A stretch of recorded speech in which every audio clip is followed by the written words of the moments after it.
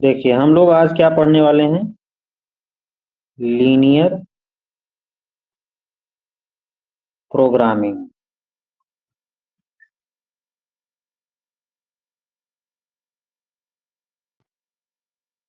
Problem.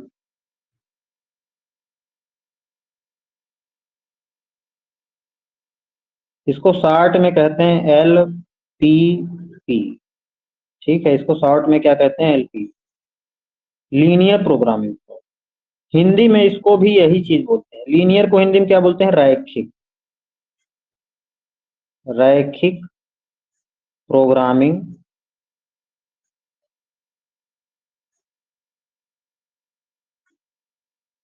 रैखिक programming समस्या। ठीक है ना? तो सबसे बहुत ही, इससे पता है आप लोगों को, आपके एमपी सेट में भी बहुत बेसिक क्वेश्चन आते हैं इससे, बहुत ही बेसिक। लेकिन हाल फिलहाल में थोड़ा सा डीप जा रहे हैं, तो हम लोगों को उस तरह से क्वेश्चन कर। ठीक है ना? हम लोगों ने, आप लोग जानते होंगे, हम लोगों ने डुअलिटी पढ़ा है ना? डुअलिटी। डुअलिटी ही एक तरह से लीनियर प्रोग्रामिंग डुअलिटी का ही एक पार्ट है, और कुछ नहीं है। लीनियर जो प्रोग्रामिंग है वो डुअलिटी का ही पार्ट है। प्रिमल और डुअल यानी मूल समस्या और दोहरी समस्या का ही पार्ट। ठीक है ना? लेकिन सबसे पहले उस पर जाने के पहले हम लोग आइए थोड़ा जानते हैं कि लीनियर प्रोग्रामिंग प्रॉब्लम जो है, इसके पीछे कौन से अर्थशास्त्री हैं, इन्होंने क्या काम किया है। और आप लोगों को पता है कि रैखिक प्रोग्रामिंग समस्या की अवधारणा किसने दी? क्यों भाई, किसी को पता है? हम्म, कि नहीं पता?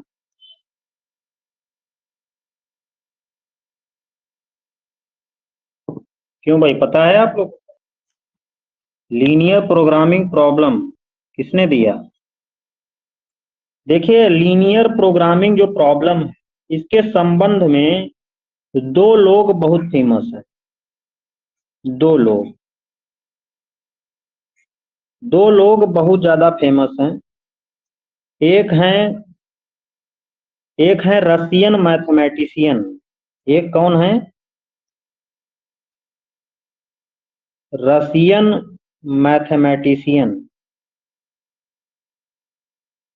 ठीक है, रशियन मैथमेटिशियन है, उनका नाम है लियोनिड। लियोनिड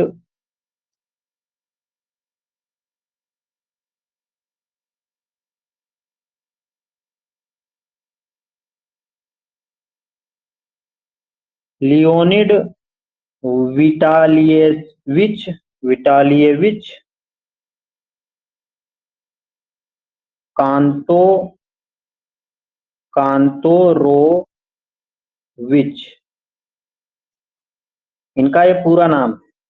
रशियन मैथमेटिशियन थे, रशियन गणितज्ञ थे, लियोनिड विटालियेविच कोंतारोविच। कोंतारोविच, कोन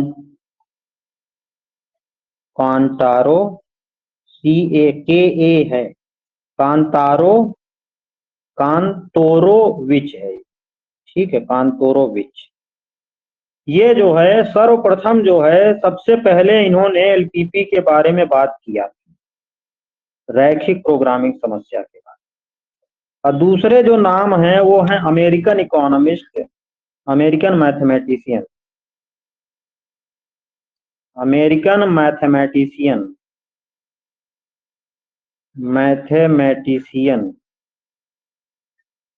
वो कौन है भाई? George, George,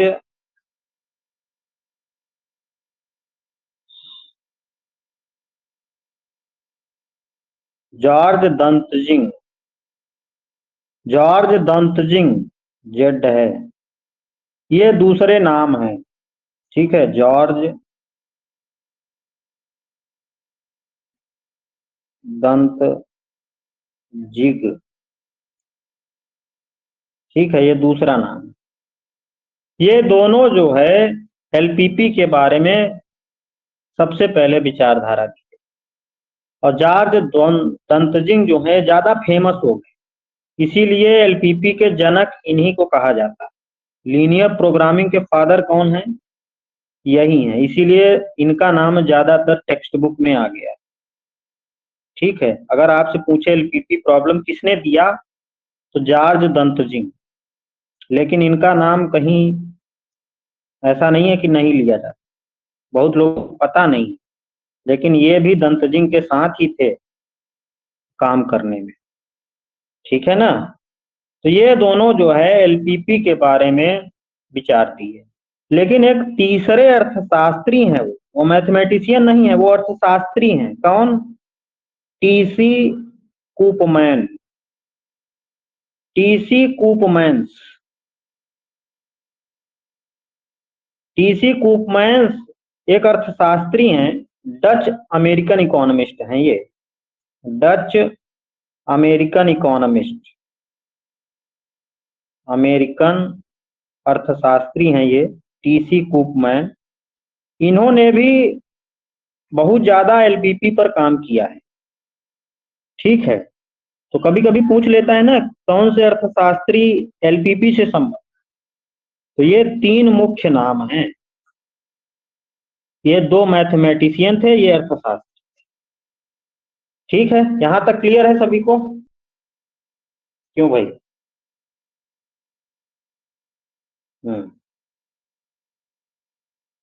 good. इसीलिए सो दैट 1975 में 1975 में एलपीपी में सहयोग के लिए ही कूपमैन कूपमैन्स कूपमैन्स तथा कांतोरोविच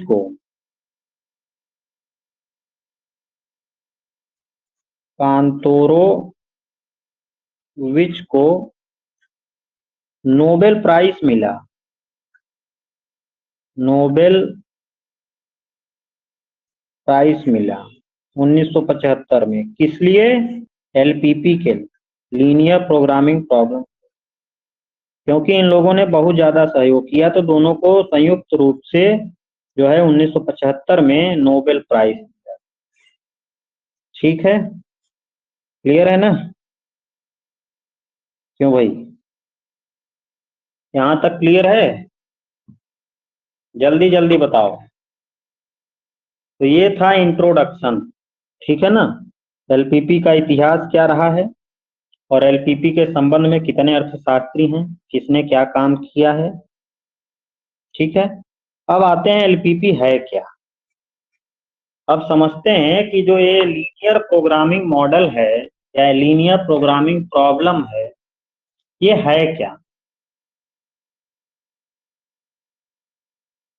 लीनियर प्रोग्रामिंग प्रॉब्लम है क्या, सबसे सवाल ये है, तो कौन बताएगा? किसी को पता है? क्यों भाई, लीनियर प्रोग्रामिंग प्रॉब्लम के बारे में पता है? यानी लीनियर प्रोग्रामिंग प्रॉब्लम क्या है? एक ऐसा तरीका है, एक एक ऐसा तरीका एक ऐसा तरीका कि आपको, एक ऐसा तरीका है कि आपको कुछ कुछ रिस्ट्रिक्शंस कुछ रिस्ट्रिक्शंस दी हुई होंगी दी हुई होंगी होंगी और और उस उस रिस्ट्रिक्शंस उस रिस्ट्रिक्शंस के अंदर अंदर अंदर आपको आपको optimal optimal value find out कर, वैल्यू निकालना। ठीक है, फाइंड आउट करना है या निकालना है, तो उसे हम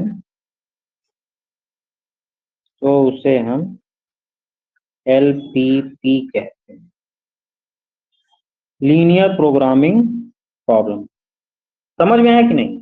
यानी ये क्या है, ये एक ऐसा तरीका है कि भैया कुछ दिया हुआ होगा, कुछ प्रतिबंध होगा, रिस्ट्रिक्शन का मतलब कुछ चीजें दी हुई होंगी और हमें उन्हीं चीजों से अपने उद्देश्य को फुलफिल करना, अपने उद्देश्य को अधिकतम करना।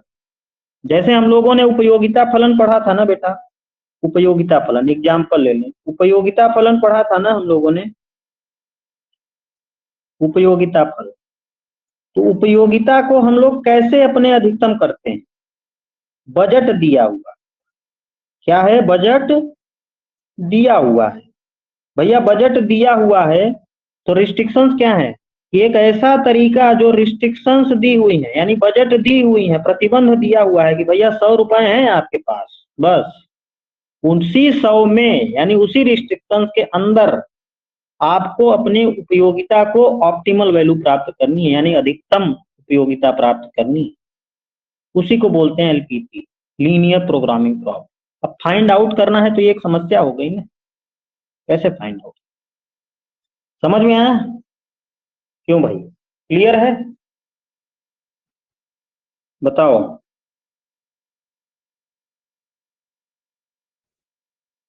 इंट्रोडक्शन समझ में आ गया सभी को? लीनियर प्रोग्रामिंग मॉडल है क्या, क्या बताता है?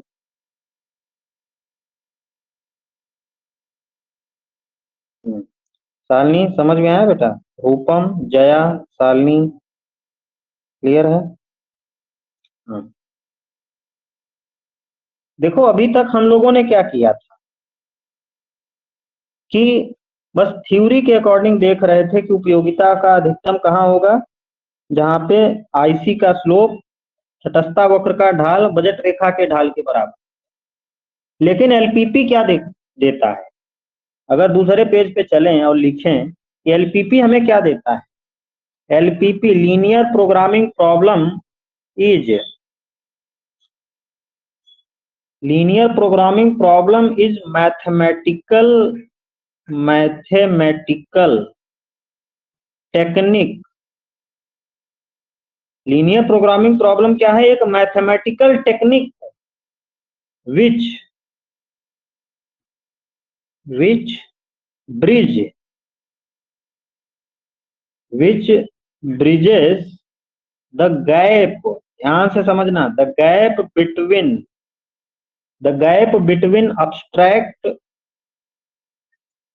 abstract economic theory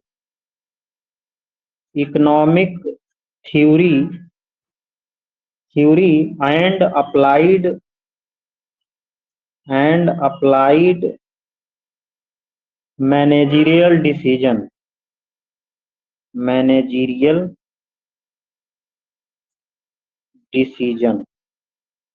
in practical world,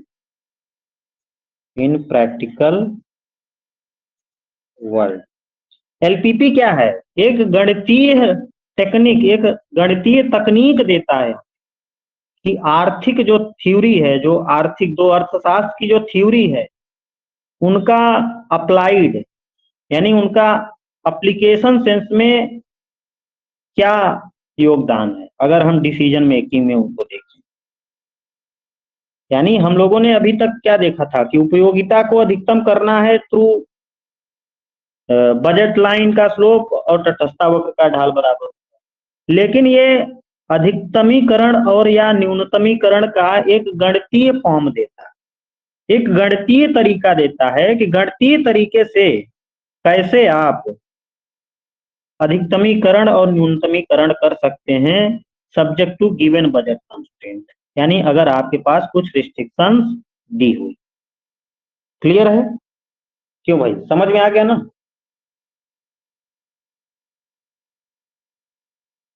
बताओ भाई।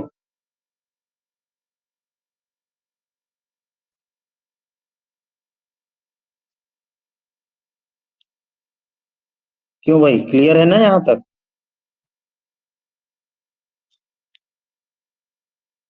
ओके, अब सवाल ये उठता है कि भैया इसको लीनियर क्यों बोला जाता है। सवाल ये उठता है कि इसको लीनियर क्यों बोला जाता है। तो लिख लो, LPP, LPP is a system. LPP क्या है? एक प्रणाली है, इन विच जिसमें we try to find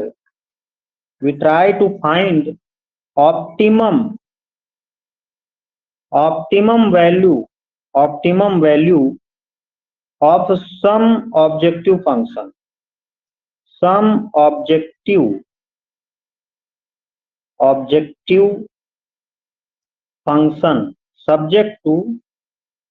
subject to some linear constraints। यानी एलपीपी क्या है? यह एक प्रणाली है, जिसमें हम अपने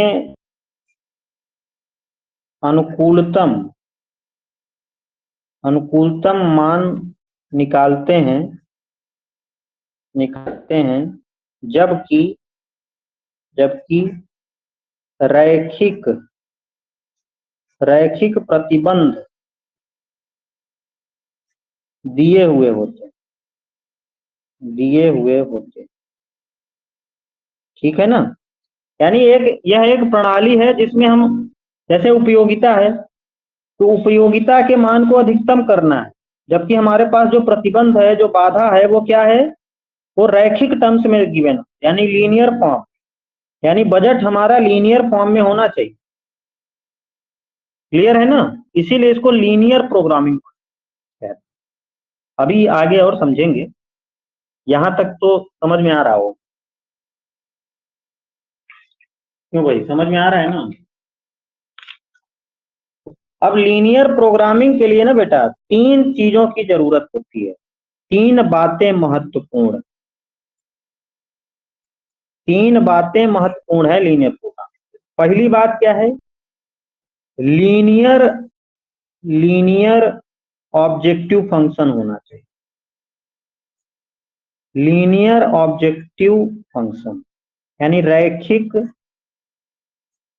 रैखिक वस्तुनिष्ठ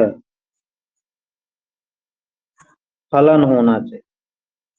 यानी जो ऑब्जेक्टिव फंक्शन होना चाहिए लीनियर प्रोग्रामिंग में, वो हमेशा क्या होता है? लीनियर फॉर्म में होता है। ध्यान में रखना, ये ऐसे क्वेश्चन आए हुए हैं यूजीसी नेट जो दिसंबर 2023 में आया हुआ है क्वेश्चन, वो यहीं से क्वेश्चन आया है कि लीनियर प्रोग्रामिंग जो प्रॉब्लम है उसको कैसे, उसका फॉर्म क्या होता है।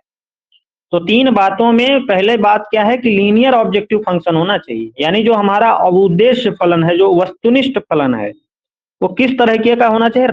रैखिक का मतलब समझते हो?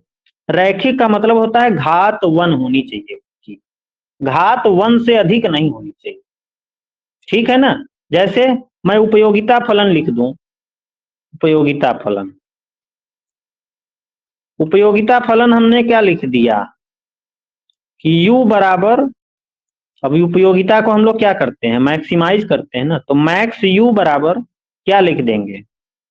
3x1 plus 2x2। तो देखो ये कैसा फलन है? उपयोगिता फलन है, लेकिन ये कैसा फलन है? रैखिक है ना। x1 और x2 की पावर क्या है? एक ही है ना। क्यों भाई, समझ में आ रहा है ना? दूसरी बात कंस्ट्रेंट, दूसरी बात है कंस्ट्रेंट।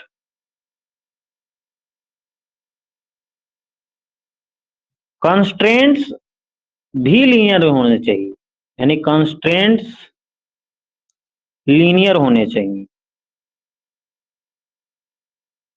यानी जो हमारे पास जो दिया हुआ बजट है, यानी कंस्ट्रेंट का मतलब प्रतिबंध है, रैखिक प्रतिबंध होने चाहिए। प्रतिबंध होने चाहिए, यानी रैखिक प्रतिबंध होने चाहिए। यानी जो हमारी, जैसे हम उपयोगिता एग्जाम्पल लिए हैं उपयोगिता फलन का, तो उपयोगिता को हमें अधिकतम करना है subject to given budget constraint. यानी जो हमारा बजट दिया हुआ है उस बजट की जो समीकरण हो वो किस तरह का हो, रैखिक में होना चाहिए। हम लोग बजट कैसे लिखते हैं, P1 x1 plus P2 x2, ठीक है, इज लेस देन और इक्वल टू m, यही लिखते हैं ना। तो ये क्या है, रैखिक है ना, x1 और x2 की पावर एक ही है ना यहाँ पे भी। क्यों भाई, क्लियर है? तो लीनियर कंस्ट्रेंट भी हो गए। और तीसरी बात है कि डिसीजन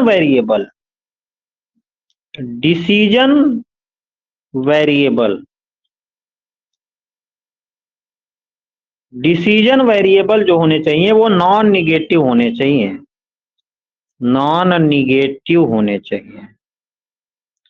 यानी जो निर्णय चर होने चाहिए, निर्णय चर क्या होने चाहिए, निर्णय चर गैर नकारात्मक होने चाहिए, नकारात्मक होने चाहिए। अब ये बताओ हमें उपयोगिता को अधिकतम करना है किन किन की हेल्प से, x1 और x2 हमारे यहाँ पे क्या है, डिसीजन वेरिएबल। x1 और x2 जो चीज हम खा रहे हैं उसी से डिसीजन लेंगे ना कि उपयोगिता अधिकतम होगी कि नहीं।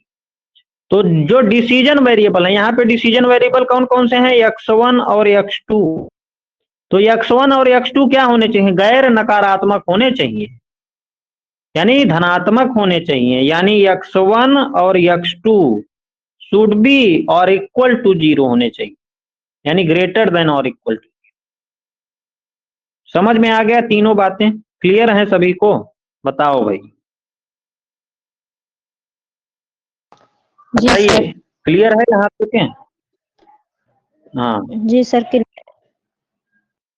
ओके बेटा, सब लोग बताओ, काजोल, पूजा, शालिनी बेटा क्लियर है? कृपानंद समझ में आ रहा है? जया,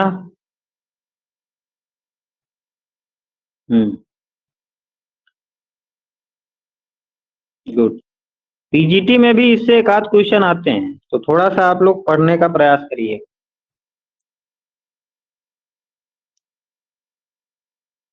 चलिए आगे बढ़ते हैं। आ गया पीजीटी में, कुछ तो माइंड में रहेगा सर, यहाँ पढ़े रहेंगे तो। हाँ, पीजीटी में एक तो दंतजिंग वाला पूछ लेता है कि रैखिक प्रोग्रामिंग समस्या है वो किसने दिया, दंतजिंग। और कभी कभी देखो क्वेश्चन आ जाता है तो थोड़ा सा ध्यान में रखना है हम लोगों को, क्योंकि पेपर का स्टैंडर्ड कब चेंज हो जाएगा पता नहीं है, ठीक है ना। अब आगे बढ़ते हैं हम लोग। अब एक चीज हमेशा ध्यान रखना कि जो एलपीपी है, जो लीनियर प्रोग्रामिंग प्रॉब्लम है, एलपीपी, वो मिन फॉर्म में भी हो सकती है और मैक्स फॉर्म में भी हो सकती है। यानी जो एलपीपी जो प्रॉब्लम है वो भाई वो न्यूनतमीकरण के सेंस में भी हो सकता है, न्यूनतमीकरण में भी हो सकता है और अधिकतमीकरण में भी होगा, इस फॉर्म का भी होगा। यानी उपयोगिता को अधिकतम करेंगे तो हमारा जो एलपीपी प्रॉब्लम है वो अधिकतमीकरण का फॉर्म का होगा, रूप का होगा। अगर हम लागत को न्यूनतम करने का प्रयास करेंगे तो वहां पे हमारा एलपीपी किस फॉर्म का होगा, मिन फॉर्म का होगा, ठीक है ना। तो एलपीपी जो है मिनिमाइजेशन और मैक्सिमाइजेशन, यानी न्यूनतमीकरण और अधिकतमीकरण दोनों रूप का होता है। समझ में आया कि नहीं भाई, क्लियर है ना? हैं? जी हाँ, अगर मैं एलपीपी को एक जनरल फॉर्म में रिप्रेजेंट करना चाहूं, प्रदर्शित करना चाहूं, तो कैसे लिखूंगा? सबसे पहले हेडिंग डाल लो, मैथमेटिकल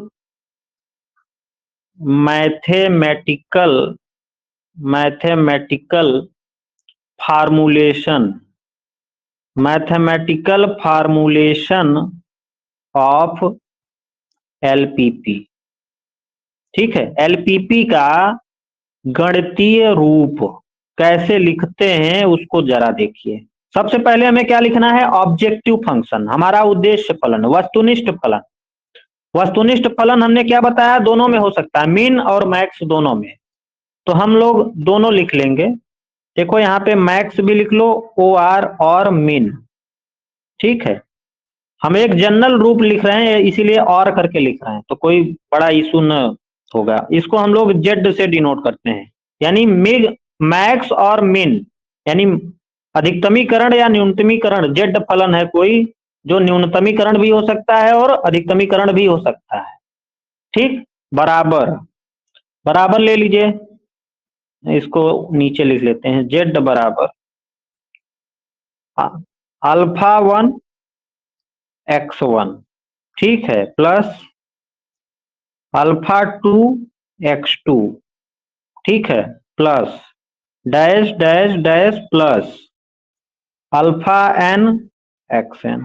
भैया बहुत सारे वेरिएबल ले सकते हो ना भैया, का हम जिंदगी में दो ही वस्तुएं खाते हैं? अगर हम उपयोगिता को अधिकतम करने, मान लो जो जेड है वो उपयोगिता फलन, तो क्या केवल x1 x2 वस्तु खाओगे? बहुत सारी वस्तुएं खाते होगे ना, इसीलिए x1 x2 dash dash dash xn तक जाएगा। ये जो अल्फा क्या है? ये कोफिशिएंट है, गुणांक, स्थिरांक। तो देखो हमारा ऑब्जेक्टिव फंक्शन बन गया। अब हमें क्या लिखना है? सब्जेक्ट टू गिवन कंस्ट्रेंट, यानी प्रतिबंध जो दिए हुए हैं, दिए हुए प्रतिबंध लिख लो। दिए हुए प्रतिबंध कौन कौन से हैं? तो प्रतिबंध कौन कौन से दिए हैं? A1 x1 plus A2 x2, ठीक है, plus dash dash dash plus AN xn, ठीक है, इज लेस देन और इक्वल टू β1। देखो एक चीज ध्यान में रखना, जो दिए गए प्रतिबंध होंगे ना वो हमेशा इनइक्वालिटीज के फॉर्म में होंगे, लीनियर तो होंगे। देखो लीनियर है ना, देखो ऑब्जेक्टिव फंक्शन भी हमारा रैखिक है और प्रतिबंध भी हमारा रैखिक है, लेकिन जो प्रतिबंध होगा, जो कंस्ट्रेंट होगा ना, जो बजट कंस्ट्रेंट होता है, उपयोगिता के फलन में बजट कंस्ट्रेंट होगा, वो हमेशा क्या होता है? इनइक्वालिटी के फॉर्म में होता है, असमानता, असमान है ना। देखो लेस देन और इक्वल टू लगा हुआ है, यानी β1 से कम ही होगा या बराबर होगा। और दूसरा बजट कंस्टेंट क्या दिया हुआ है? ये ऑब्जेक्टिव फलन है, ऑब्जेक्टिव फलन के लिए पहला प्रतिबंध है, दूसरा प्रतिबंध भी दिया हुआ है। दूसरा क्या दिया हुआ है?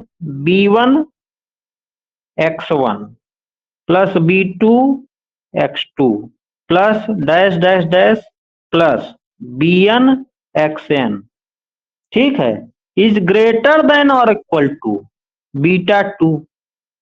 अब देखो यहाँ पे ये भी इनइक्वालिटी के फॉर्म में ही, असमानता में। अब देखो लीनियर भी है। और तीसरा बजट कंस्टेंट दिया हुआ है, मान लो C1 x1 plus C2 x2 plus dash dash dash plus CN xn, ठीक है, यहाँ इक्वल टू β3 लगा लो। तो देखो यहाँ पे इक्वल टू में भी बजट कंस्टेंट हो सकते हैं, ग्रेटर देन और इक्वल टू में भी हो सकते हैं, और लेस देन और इक्वल टू में भी। यानी इनको क्या बोला जाता है? लीनियर, रैखिक असमान प्रतिबंध, रैखिक असमान प्रतिबंध। यानी ये लेस देन इक्वल टू वाले भी हो सकते हैं, ग्रेटर देन इक्वल टू वाले भी हो सकते हैं, और इक्वल टू वाले भी हो सकते हैं। समझ में आया? तो इस तरह से हम एलपीपी को लिखते हैं। क्लियर है भाई? बताओ। ये 3 हमारे बजट कंस्ट्रेंट है, प्रतिबंध हैं, ये हमारा उद्देश्य फलन है।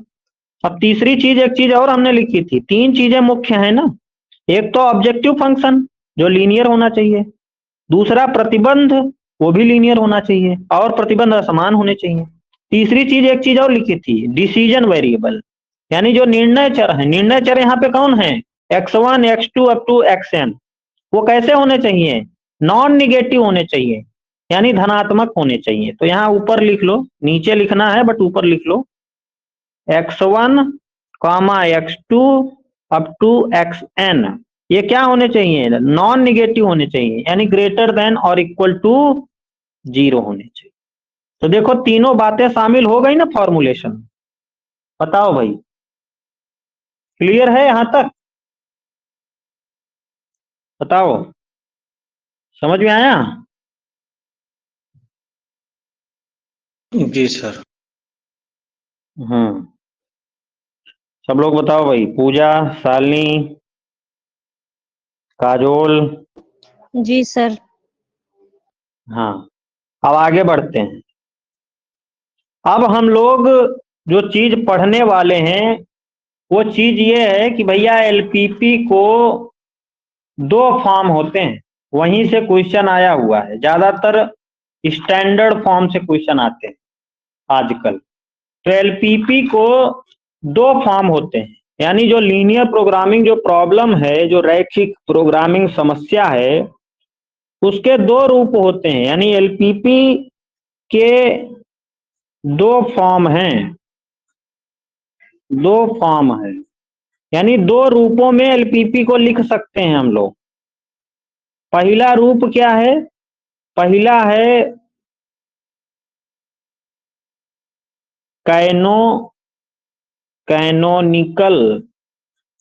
Canonical form. ठीक है, एक फॉर्म क्या है एलपीपी लिखने का तरीका क्या है, कैनोनिकल फॉर्म। और दूसरा क्या है भाई, दूसरा है स्टैंडर्ड फॉर्म। यहां से क्वेश्चन आए हुए हैं यूजीसी में, स्टैंडर्ड फॉर्म। तो हम लोग दोनों को पढ़ेंगे, ठीक है ना, चाहे जहां से आए क्वेश्चन होना चाहिए। तो सबसे पहले हेडिंग लगा लो कैनोनिकल फॉर्म, कैनोनिकल फॉर्म। ठीक है, कैनोनिकल फॉर्म कैसे लिखते हैं, उसकी विशेषताएं क्या है, यानी कैनोनिकल फॉर्म यानी कैनोनिकल रूप में एलपीपी को लिखने के लिए उसकी विशेषताएं क्या हैं, विशेषताएं लिख लो, विशेषताएं, कैरेक्टरिस्टिक्स क्या हैं।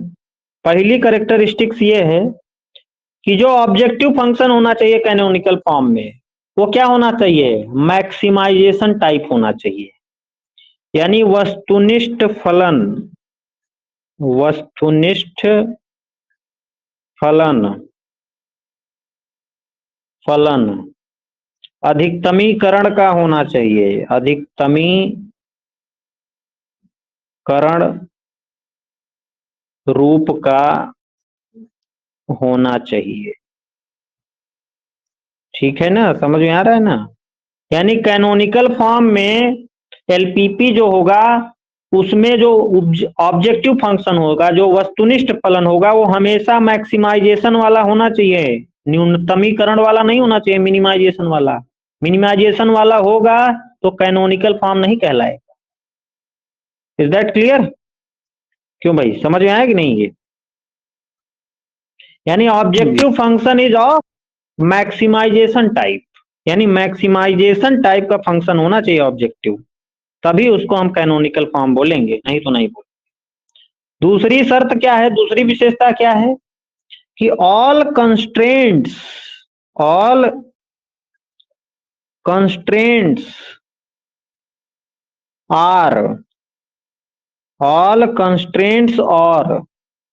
लेस देन और इक्वल टू टाइप होने चाहिए। दिस इज वेरी इंपॉर्टेंट, यानी प्रतिबंध क्या होने चाहिए, सभी प्रतिबंध सभी बाधाएं जो प्रतिबंध हैं, प्रतिबंध लेस देन और इक्वल टू वाले होने चाहिए, होने चाहिए। समझ में आया कि नहीं? जरा पीछे घूमो। ई वाले होने चाहिए भैया। बजट कंस्टेंट कैनोनिकल फॉर्म में कैसे होने चाहिए? केवल इस तरह के, यानी लेस देन वाले बस होने चाहिए, इस तरह और इस तरह के नहीं होने चाहिए। समझ में आया कि नहीं? क्यों भाई, क्लियर है? बताओ।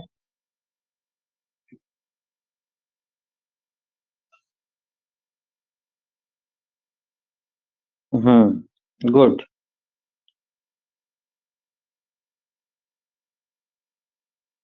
हाँ, तीसरी बात क्या है मुख्य? तीसरी बात है all variables, all variables, all variables are non negative, non negative, यानी जितने भी मॉडल में चर हैं वो क्या होने चाहिए? गैर नकारात्मक होने चाहिए, गैर नकारात्मक। यानी जो x1 x2 सब वो ग्रेटर देन और इक्वल टू 0 होने चाहिए। तो ये तीन कंडीशन, अगर तीन विशेषताएं पूरी होंगी जिस भी एलपीपी में, उसको हम लोग क्या बोलेंगे? कैनोनिकल फॉर्म का एलपीपी है वो। समझ में आया? क्यों भाई, क्लियर है? जी सर। गुड। इसका एक एग्जाम्पल ले लेते हैं। एग्जाम्पल कैसे लिखेंगे? ऑब्जेक्टिव फंक्शन पहले लिखना है। ऑब्जेक्टिव फंक्शन कैसा होना चाहिए? अधिकतमीकरण का, यानी max, maximisation. Objective function z बराबर c1 x1 plus c2 x2। मान लो ये हमारा उद्देश्य फलन है, c1 x1 c2 x2। ठीक है। बजट कंस्ट्रेंट दिया हुआ है, यानी सब्जेक्ट टू कंस्ट्रेंट, यानी प्रतिबंध दिया हुआ है। अब प्रतिबंध कैसे होने चाहिए? लेस देन और इक्वल टू वाले होने चाहिए। प्रतिबंध दिया हुआ है a1 x1 plus a2 x2। ठीक है, a1 x1 plus a2 x2 is less than और इक्वल टू b1। ठीक है। अब मान लीजिए c1 x1 plus c2 x2 less than और इक्वल टू b2। ठीक। और तीसरी शर्त क्या है भाई? कि हमारे जो जितने भी चर हैं वो क्या होने चाहिए? नॉन निगेटिव होने चाहिए, यानी धनात्मक होने चाहिए। यानी x1 x2 हमारे क्या होने चाहिए? धनात्मक होने चाहिए। तो देखो ये किस तरह का फॉर्म बन गया? कैनोनिकल फॉर्म है एलपीपी का। पहली शर्त पूरी हो रही है। उपयोगिता, हमारा जो फलन है वो कैसा है? अधिकतमीकरण वाला है, मैक्स लगा हुआ है। ठीक है ना? क्यों भाई? दूसरी शर्त क्या है? दूसरी विशेषता क्या होनी चाहिए? जो प्रतिबंध होने चाहिए वो कैसे होने चाहिए? लेस देन और इक्वल टू वाले होने चाहिए। और कैसे होने चाहिए? रैखिक तो है ही है, जो सिंपल वाली विशेषता है। और तीसरा क्या है? जितने भी चर हैं, चर इसमें दो ही है ना, x1 x2, बाकी तो सब कोफिशिएंट हैं, a1 c1 वगैरह।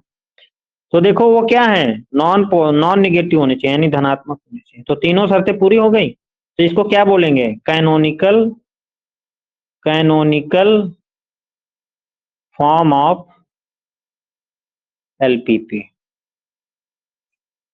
समझ में आ गया? क्यों भाई, क्लियर है?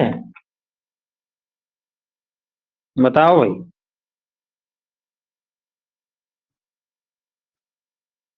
हैं शालिनी, समझ में आ रहा है?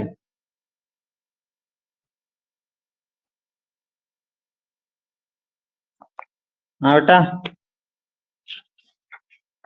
गुड। अब दूसरा प्रकार देखते हैं, दूसरा रूप।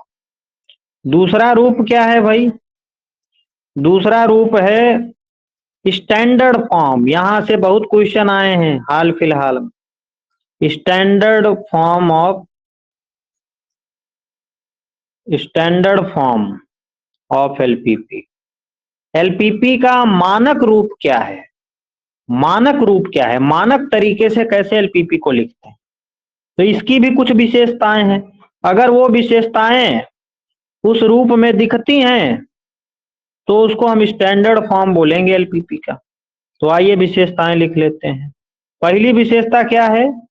पहली विशेषता यह है कि इसमें ऑब्जेक्टिव फंक्शन जो वस्तुनिष्ठ फलन हो, यानी स्टैंडर्ड फॉर्म ऑफ एलपीपी में एलपीपी का जो स्टैंडर्ड फॉर्म है उसमें जो वस्तुनिष्ठ फलन होना चाहिए, वस्तुनिष्ठ फलन वो किस तरह का होना चाहिए? अधिकतमीकरण का, अधिकतमीकरण रूप का होना चाहिए, जो उसमें भी था, रूप का होना चाहिए, जो कि कैनोनिकल फॉर्म में भी था, होना चाहिए।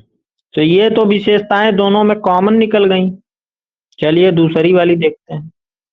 दूसरी वाली ये है कि भैया इसमें जो कंस्ट्रेंट हैं, जो प्रतिबंध हैं, वो प्रतिबंध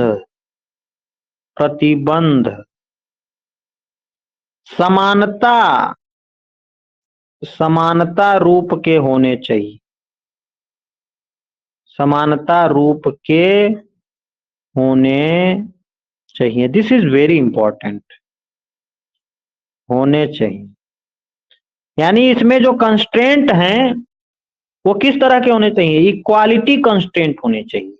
इक्वालिटी कंस्ट्रेंट का मतलब समझते हो? मान लो हमने उपयोगिता को अधिकतमीकरण, यानी ऑब्जेक्टिव फंक्शन हमारा अधिकतमीकरण से होना चाहिए। यानी मान लो मैक्स जेड यूटिलिटी फंक्शन है। मान लो क्या है utility function?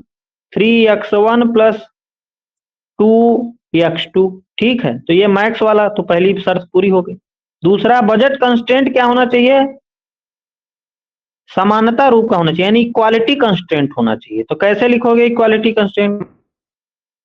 x1 plus p2 x। यहाँ इक्वालिटी कंस्ट्रेंट इस प्रतिबंध जो बजट दिया हुआ है उपयोगिता फलन के संदर्भ में, वो कैसा है? कंस्ट्रेंट, यानी प्रतिबंध क्या है? समानता वाला है, इक्वल वाला है। इक्वल वाला होगा तभी स्टैंडर्ड फॉर्म का कहलाएगा। समझ में आया कि नहीं? बताओ भाई, क्लियर है?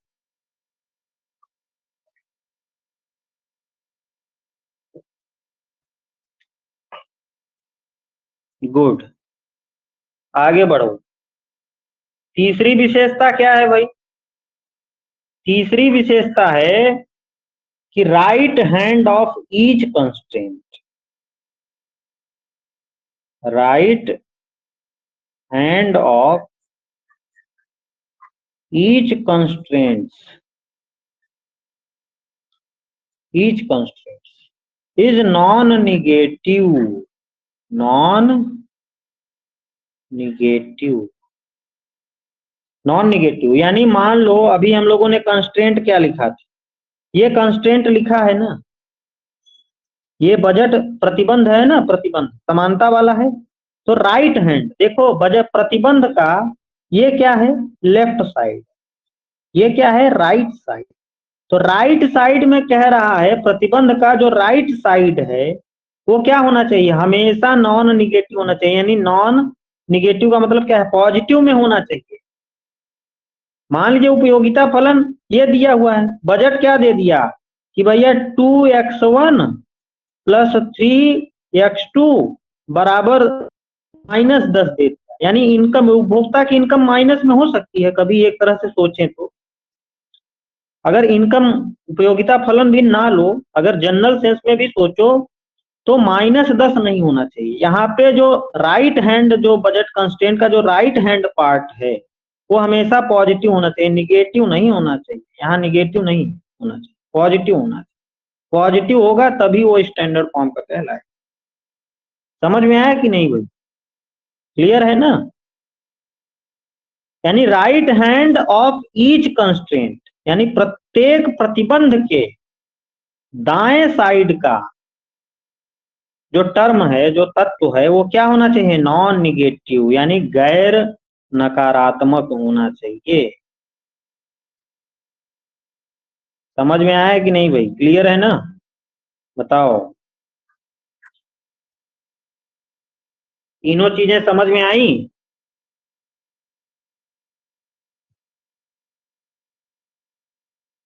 जी सर। हाँ।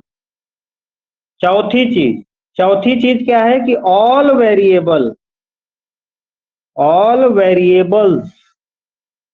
Are non negative. तो देखो ये भी कॉमन ही है, उसमें भी था। यानी सभी चर क्या होने चाहिए? सभी चर गैर रैखिक होने चाहिए। गैर नकारात्मक होने चाहिए। यहाँ नकारात्मक लिख लो, नकारात्मक।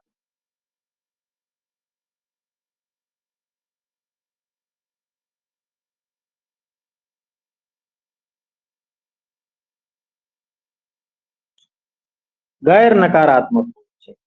ठीक है, तो देखो ये स्टैंडर्ड फॉर्म। अब स्टैंडर्ड फॉर्म का भी एक एग्जांपल ले लेते हैं कि स्टैंडर्ड फॉर्म को कैसे लिखते हैं। तो स्टैंडर्ड फॉर्म का एग्जांपल क्या हो जाएगा? इसमें भी ऑब्जेक्टिव फंक्शन क्या होना चाहिए? मैक्सिमम टाइप का, यानी मैक्सिमाइज टाइप का। तो z बराबर क्या हो जाएगा? c1x1 प्लस c2x2, ये मान लो ऑब्जेक्टिव फंक्शन। अब बजट कंस्ट्रेंट क्या दिया? प्रतिबंध दिया हुआ है। कंस्ट्रेंट क्या क्या दिया हुआ है? a1x1 प्लस a, ठीक है, इक्वल टू b1। देखो यहाँ पे बजट कंस्ट्रेंट क्या है, किस टाइप का होना चाहिए? हमने बताया था ना, समानता रूप का होना चाहिए। तो देखो यहाँ पे इक्वल साइन लगा है। एक और बजट कंस्ट्रेंट मान लो दिया हुआ है, प्रतिबंध a2x1 प्लस, नहीं a2 मत लो, c1 ले लो, क्योंकि a2 हमने यूज किया हुआ है ना। c1x1 प्लस c2x2 बराबर b2। तो देखो यहाँ पे जो दो प्रतिबंध दिए हुए हैं, दोनों किस तरह के होने चाहिए? समानता टाइप के हैं ना, इक्वालिटी कंस्ट्रेंट है इनको बोलते हैं। और तीसरी शर्त क्या है हमारी? कि right hand of each constraint, यानी प्रत्येक प्रतिबंध के जो राइट हैंड जो पार्ट है वो क्या होना चाहिए? Non negative. तो b1 और b2 क्या है? नॉन निगेटिव होने चाहिए, यानी पॉजिटिव होने चाहिए। b1 b2 क्या होने चाहिए? पॉजिटिव होने चाहिए। समझ में आया ना? और चौथी क्या विशेषता है कि all variables are non negative. तो वेरिएबल कितने हैं? दो वेरिएबल, x1 और x2। ये क्या होने चाहिए? नॉन निगेटिव, यानी ग्रेटर देन और इक्वल टू 0 है। तो ये है, ये किसका? ये स्टैंडर्ड फॉर्म है एलपीपी का। समझ में आया कि नहीं भाई? सब क्लियर है? बताइए।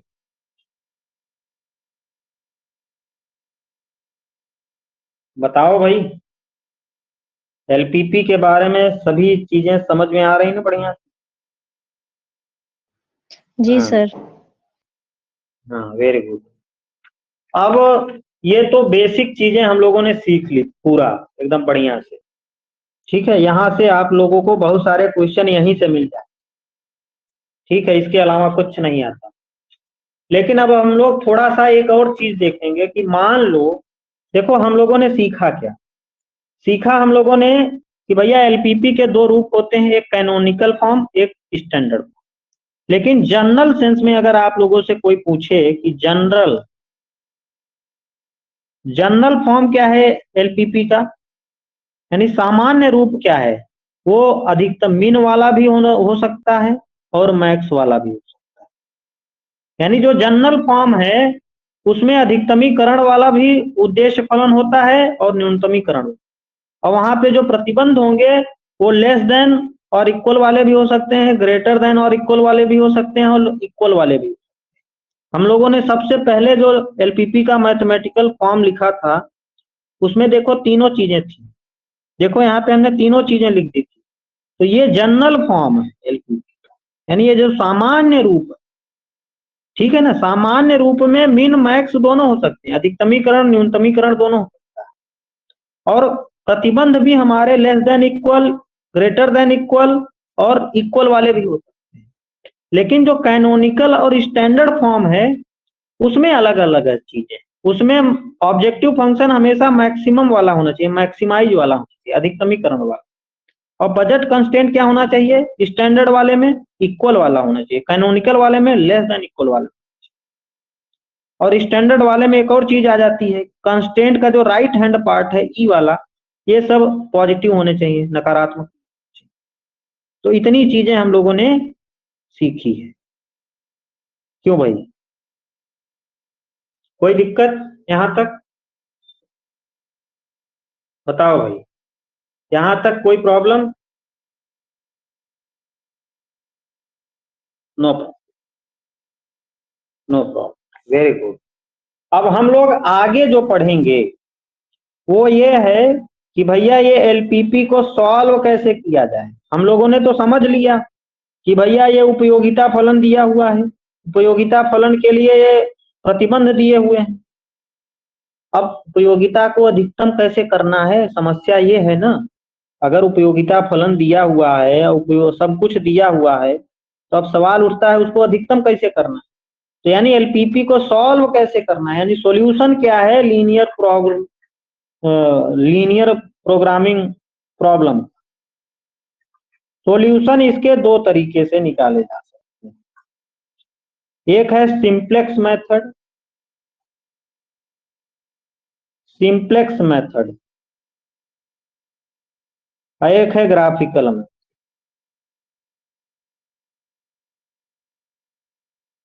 ठीक है ना, दो मेथड। तो अब हम लोग अगले टर्म पे इन्हीं दो मेथड को करेंगे और सारे यूजीसी नेट के पीवाईक्यूज करेंगे। ठीक है, और सेट के भी सबके क्वेश्चन करेंगे। ठीक है, और कुछ और नई चीजें, थोड़ा मतलब और चीजें भी देखेंगे इसके बाद। उसका एक क्लास और होगी। ठीक है ना, बाकी